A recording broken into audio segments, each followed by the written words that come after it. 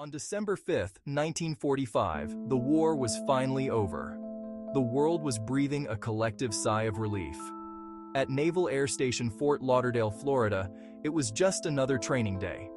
5 U.S. Navy torpedo bombers were scheduled for a routine exercise.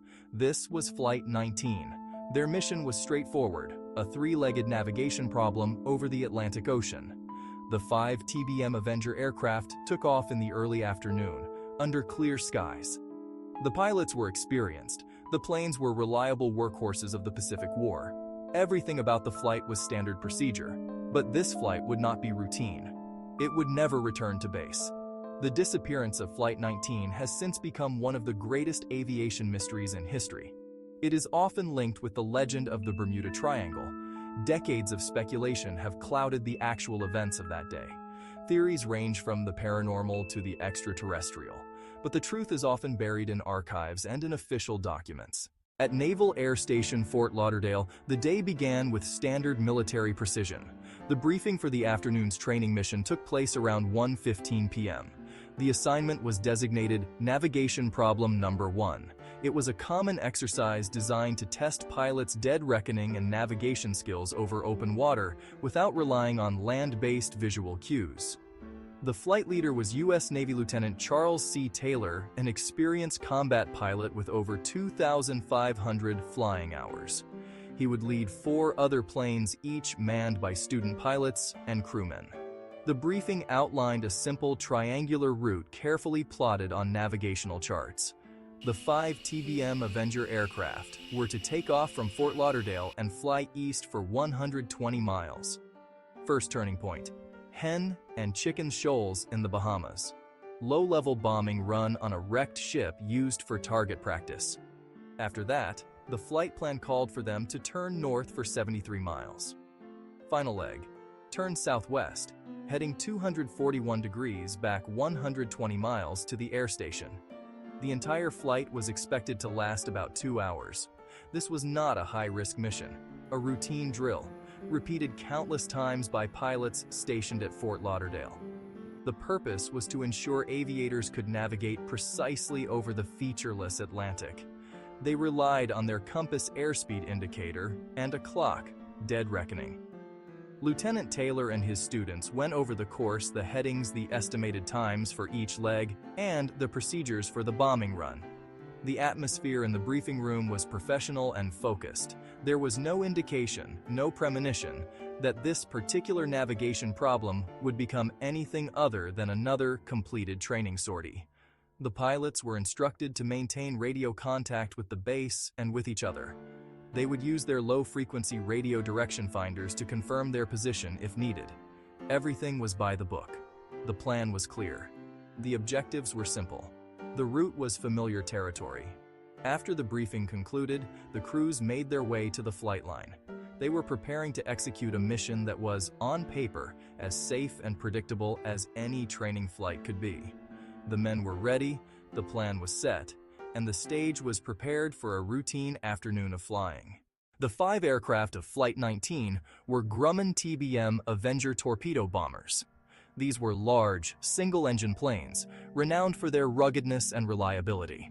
They had served with distinction throughout the Pacific War, becoming the workhorses of the U.S. Navy's carrier fleet. Each Avenger was operated by a crew of 2 or 3 men. For this training flight, 4 of the planes carried 3 men: a pilot, a radio man, and a gunner. The 5th plane, for reasons not fully documented, carried only a pilot and a gunner. In total, 14 men were assigned to Flight 19. They were a mix of seasoned instructors and trainees, all part of the massive post-war naval aviation training program. Lieutenant Charles Carroll Taylor, the flight leader, was the only commissioned officer among the pilots. At 28 years old, he was an experienced aviator. The TBM Avenger itself was a formidable aircraft.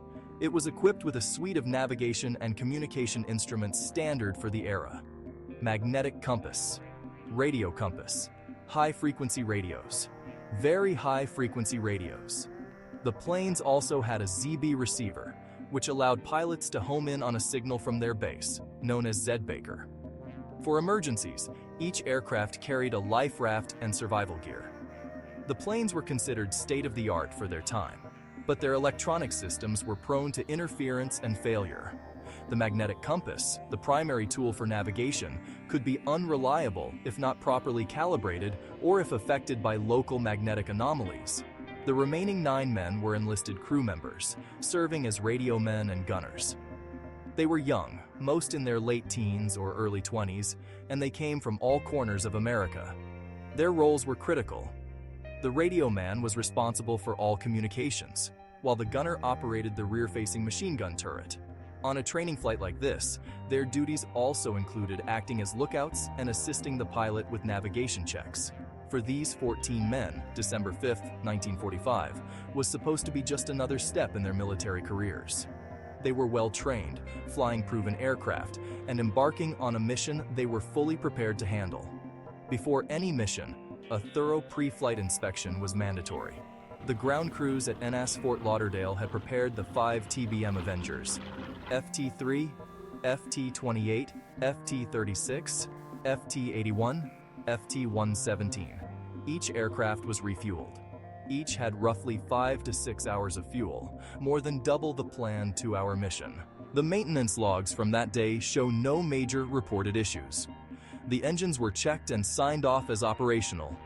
The flight controls were checked and signed off. The hydraulic systems were checked and signed off. The pilots themselves conducted walk-around inspections. They visually confirmed condition before climbing into the cockpit. The weather that Wednesday afternoon was nearly perfect for flying. The official U.S. Navy weather forecast covered Fort Lauderdale and the Bahamas. Show 1945 weather map. The skies were mostly clear. There were scattered clouds at higher altitudes. Visibility was excellent, 10 to 12 miles. The sea state was described as moderate to rough. The wind was from the northwest at about 10 to 12 knots. There were no storms, no hurricanes, no significant weather disturbances along their intended path. As part of their routine, the pilots checked onboard equipment. First, their clocks were synchronized. They also tested their radios to ensure communication. According to the official Navy report, all equipment was believed to be in working order. Lieutenant Taylor reportedly arrived late for the briefing and may have asked to be excused from leading the flight. That request was denied. With planes checked, fueled, and ready, and with the weather cooperating, there was no reason to delay. Conditions were ideal for a navigation training exercise. The clear skies would allow easy visual confirmation over the Bahamas. The moderate winds were a manageable variable for experienced pilots. All signs pointed to a routine, uneventful afternoon. The men boarded their aircraft. They started their powerful Wright R-2600 engines. The planes taxied toward the runway, ready to begin navigation problem number 1.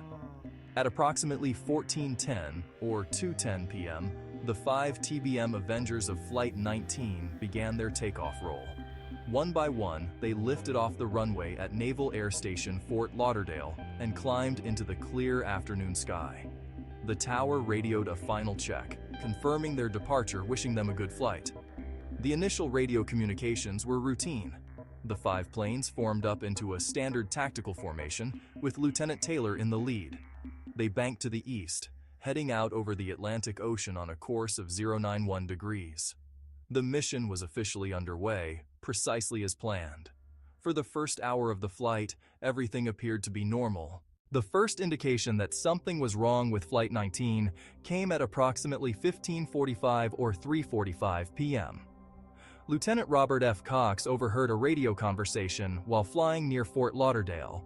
The transmission was not directed at the tower, but seemed to be between the pilots of Flight 19. One pilot, believed to be Lieutenant Taylor, sounded confused and worried. He was reporting that he was unsure of his position. This was highly unusual. The flight should have already completed its bombing run and turned north on the second leg of its triangular course. Instead, they seemed to be lost. Cox established radio contact with the flight leader. He asked Taylor to identify his problem. Taylor's response was alarming. "I'm not sure of my position. I can't be sure where we are. We seem to be off course." This was a serious development. For an entire flight of 5 aircraft to become disoriented was almost unheard of, especially in good weather. Cox advised Taylor to fly west, toward the setting sun. That would have guided them back toward the Florida Peninsula. However, this simple instruction would not be followed. The conversation that followed revealed a deep and growing confusion within the flight.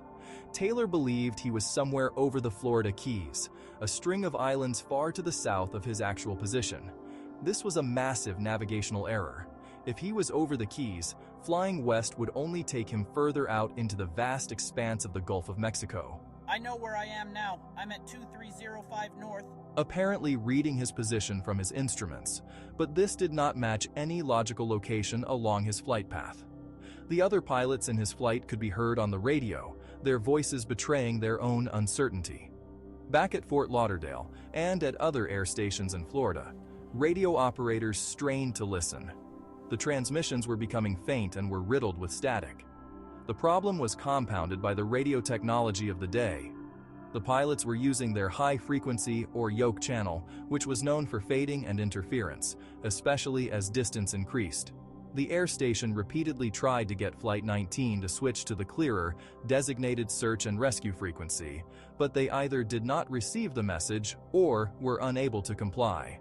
The routine training flight had now become a genuine emergency, with 5 aircraft and 14 men lost somewhere over the Atlantic. At the heart of the crisis was a catastrophic failure of navigational equipment, or at least a perceived failure. At around 1600 or 4 p.m., Lieutenant Taylor made a definitive and troubling statement to Lieutenant Cox. Both my compasses are out, and I am trying to find Fort Lauderdale, Florida. I am over land, but it's broken. I am sure I'm in the Keys, but I don't know how far down. This transmission is a crucial piece of the puzzle. Taylor was convinced his primary magnetic compass and his backup gyro compass had both failed. He began to distrust the only instruments that could have given him his correct heading. The idea that Taylor was over the Florida Keys was a critical error in judgment. Based on his flight plan, fuel consumption, and time in the air, he was almost certainly east of the Florida Peninsula, somewhere over the Bahamas. The broken land he saw below was likely the Abaco Islands or other parts of the Bahamian archipelago, which from the air can resemble the Florida Keys. His belief that he was over the Keys, south of Florida, upended his mental map. Instead of trusting his instruments and the logic of his flight plan, he relied on flawed visual identification of the islands, a classic case of spatial disorientation. Other pilots in the flight seemed to have working instruments. Radio logs captured student pilots saying their compasses were functioning correctly. If we would just fly west, we would get home. Heading 270 degrees, due west. Some aviators knew their leader was mistaken, but naval procedure and discipline required they follow their commanding officer. They were a flight, trained to stick together, especially in an emergency. Their loyalty was now leading them further into danger. Why Taylor believed both compasses failed remains central to the mystery. Maybe his primary magnetic compass was malfunctioning, or he had forgotten to set his backup directional gyro.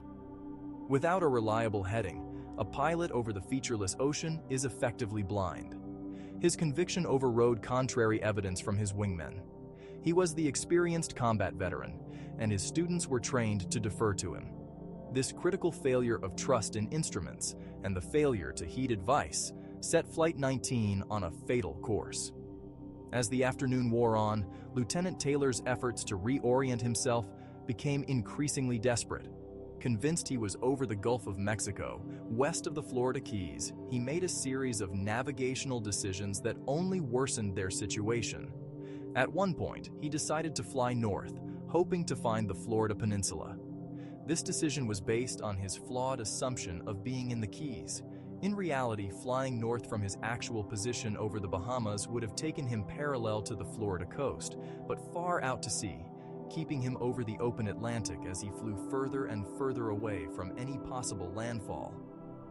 The radio transmissions paint a picture of a flight group struggling with conflicting information.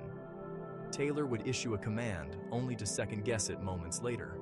At approximately 1621, he instructed his flight. We'll fly 030 degrees for 45 minutes, then fly north to make sure we are not over the Gulf of Mexico. This shows he was still wrestling with the possibility that he was on the wrong side of Florida. The other pilots' voices can be heard in the background, discussing their fuel levels and questioning the orders. The cohesion of the flight was breaking down under the strain of uncertainty, but they continued to follow their leader, flying deeper into the vast, empty ocean. Meanwhile, back on the ground, a frantic effort was underway to locate the lost planes. Naval Air Station Fort Lauderdale. Other listening posts attempted to get a radio direction finding fix on Flight 19's position. The pilots were still transmitting on a crowded, high-frequency channel not suitable for accurate direction finding. The signals were weak and intermittent. At 16:30, a partial fix was obtained, placing the flight somewhere east of the Florida coast, north of the Bahamas. This confirmed that Taylor's belief about being over the Keys was wrong. But this crucial information could not be reliably transmitted back to the lost pilots.